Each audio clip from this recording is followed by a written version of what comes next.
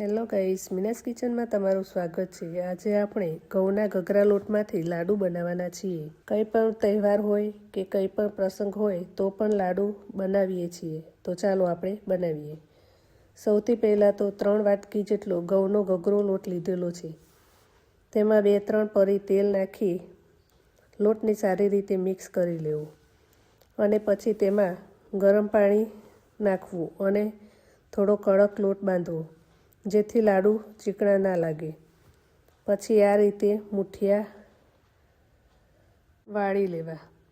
એક કઢાઈમાં તેલ મૂકીને મુઠિયાને તળી લેવા। ગોલ્ડન બ્રાઉન કલરના થાય ત્યાં સુધી થવા દેવા। મુઠિયા તળાઈ જાય એટલે આ રીતે ટુકડા કરીને મિક્સર જારની મદદથી પીસી લેવા અને એક વાટકામાં લઈ લેવું। તેમાં દળેલી ખાંડ ઉમેરીને સારી રીતે મિક્સ કરી લેવું।